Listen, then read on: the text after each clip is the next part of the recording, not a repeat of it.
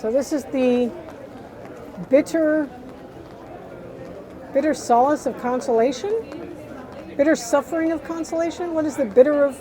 Is that what it translates into? What's the name of the drink?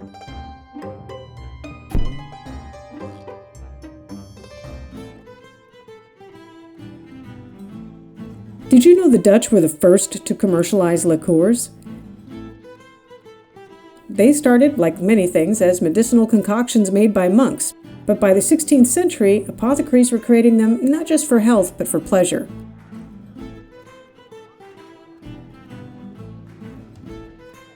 Before long, the Netherlands turned it into an art and a booming industry. By the 17th century, distilleries like Wynand Fockink, that's no joke, that was the founder's name, were creating balanced liqueurs still served today in a traditional tulip-shaped glass. Filled all the way to the brim, it requires bowing to drink for the first sip. Dutch liqueurs are not only after-dinner drinks. There's a liqueur to celebrate every occasion. Come with us and we're going to explore a few of the oldest recipes. So this is the bitter solace of consolation? Bitter suffering of consolation? What is the bitter of... Is that what it translates into? What's the name of the damn drink? Dit is de bittere Lijdenstroost. Bittere Lijdenstroost. Lijdenstroost. So they would give this to the recently bereaved widows to perk up their spirits. Oh, it does some perking, that's for sure. Wow. It's not as much of a full mouthfeel. You get a lot of vanilla on it, a little bit of orange bitterness, a little orange zest.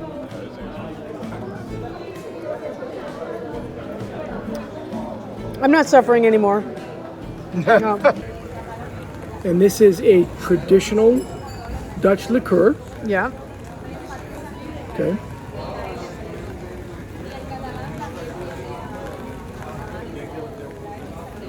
Very nice.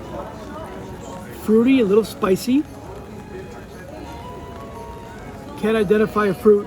It's not orangey, but What is is it, fruity. Mark? I don't know. What is it, I don't Mark? know what it is. Does it taste like... It's traditional. It has the notes of the orange and a little bit of spice, but nothing that's overpowering. It's very nice.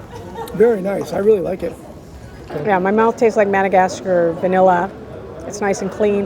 It's like a mature vanilla, though. It's not like a child's vanilla. But no, it's good. I am consoled. I am totally consoled. That makes me happy. That you're consoled. Happy wife, happy man. Happy wife. There's my happy wife.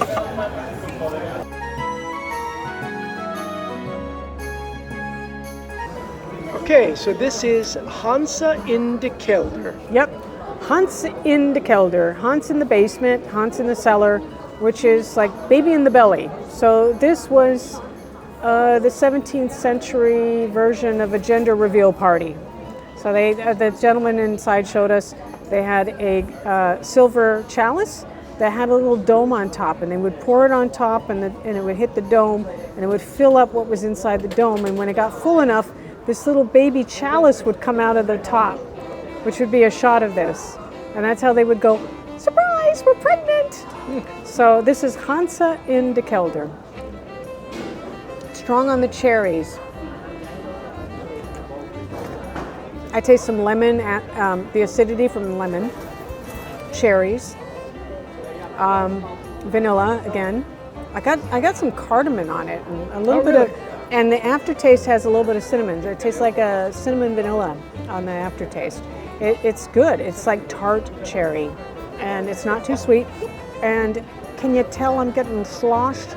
I'm getting very enunciative. You're getting very happy. I'm getting very happy. Well, you know, I just had some consolation, and you know, now I got a baby, a bun in the oven, as they say in America. Baby in the basement, right? Yep, baby in the cellar. Baby in the cellar. Cellar sounds more poetic than basement. I don't taste a baby at all. False advertising. Yeah, it really is. What the hell, man? It's a little sweet for me, personally. Yeah. What about if you were pregnant? Would it feel Bitches like out. craving? Probably, I might crave this. Yeah. Anything sweet. You know, you were not just toasting the celebration of a pregnancy, but you were hoping for a viable pregnancy and a long life for the baby. Infant mortality and maternal mortality was I very like high. it. Nice tradition. It's a nice drink. It's a little sweet for me. I wouldn't have more than one, but it is tasty, I gotta say.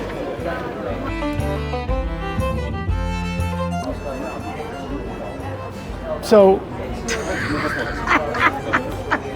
hoe langer, hoe liever. That's the name of this. And what does that mean?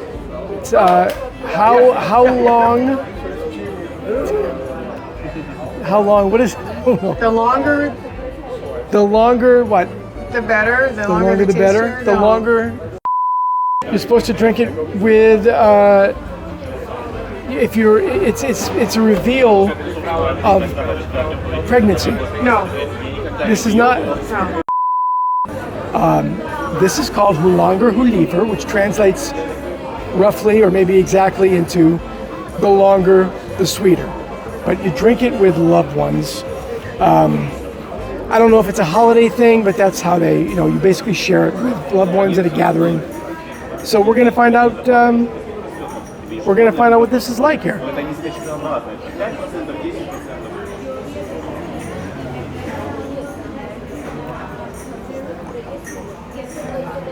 A little sweet, a little spicy. It is It's supposed to okay. be sweet and spicy, so it's It is doing sweet and what it's spicy. supposed to do. It's not bad. I mean, the spice and the sweetness is not overpowering. But it could be because my taste buds are a little bit numbed at this point. But it's not bad. It's not bad at High all. praise indeed. Not a bad drink to share with friends, Which is the point. which is the point. But it is very sweet. So you could probably only have so many of these before you're done. You're supposed to drink this with loved ones. So it's kind of like Thanksgiving dinner. After those 2-3 glasses of wine, maybe a little sip of the cognac they're using and the cooking and a few beers in the bathroom, whatever. Yeah, it's going to be a little sweeter dealing with the relatives. So this is what this is. This is a coping mechanism for relative get-togethers. That's a good way to put it, actually. Wow! That actually woke me up. That was like a espresso. So what woke you up? A lot of citric acid, so like a big burst of tartness, but it's delicious with an under layer of sugar. Mm-hmm. You can taste there's a lot of spice underneath, but I can't actually, nothing is dominant. So it's like, wow. It's really complex. A little passion, it tastes like passion fruit. There's some passion fruit there for sure. That's probably adding to the tartness. Some vanilla again. Some vanilla. Sorry guys, it's been a long day of day drinking. Oh my God. So there's definitely more mouthfeel. You can kind of feel it sticking to the roof of your mouth more, kind of lingering. The longer, the sweeter. So you get a little longer sip out of this. Yeah, I could definitely introduce this to family dinners moving forward. Yeah. Moral imperative. Yeah, these, they may be sweet, but these are not girly drinks. These are grandma drinks. Grandma, she's seen some shit. Grandma's seen some shit. These are serious drinks. And I love that they have such a sense of tradition behind them too. You can taste the Dutch East India Trading Company in every sip.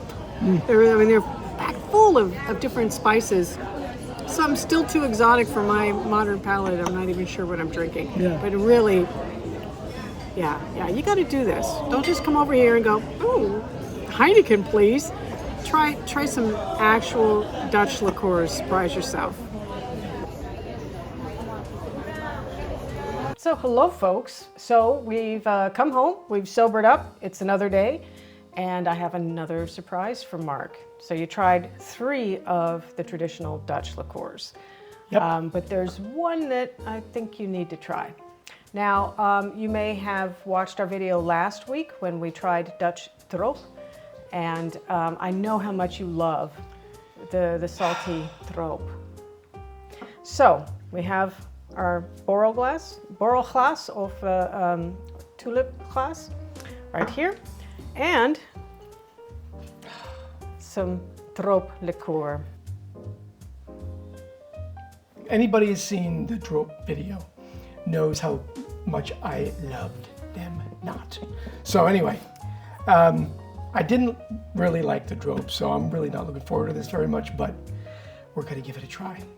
Yeah. So yeah, am I gonna get down like this? Yeah, you gotta bow Okay. to the booze. So, not one drop should be wasted. Oh jeez, really? I gotta drink the entire thing and...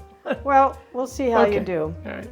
All right. Well, first I gotta just clear it so it doesn't spill, right? Right. All right, Yeah. so yeah. we're gonna You don't need to do a big bow sip for this. to the drink. Is that what we gotta do? Okay. Just breathed all over it. Oh my God.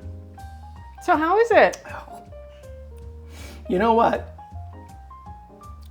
It isn't as sickeningly salty and bad as the other Droop was that I had. It's actually okay. It's really sweet, which sort of offsets the saltiness of you know, when I had the other Droop, the thing that really killed me about it was so much salt. It wasn't that salty. I was, yes, it was We had one double me. zout and that was it. Okay, but this is not too. I mean, it's sweet and salty, but it's not bad actually. It's like I could have it as a dessert drink. So let me try. Darn it. it, I was really hoping that would just ruin your world. It would just shake things up for you. Yeah, of course you were. All right. So, yeah, I love this. I think this is great. As you can see by the How much is left? yeah. Yeah. Oh, yeah, that is nice. And it is salty. So, if you like salty black licorice or Droop, this is your baby. And remember, it started as a medicine. Both liqueur and Droop started as medicine. So, you're having a double portion of medicine right here. So again, folks, we're trying to get to 1,000 subscribers, so it costs you nothing. It really helps us out if you can hit subscribe if you like our content and want to be notified when we have our next videos up. So thanks so much again for joining us, and we'll see you at the bottom of the glass here. Thank you guys. I might watch this tomorrow and be mortified by both of our behavior.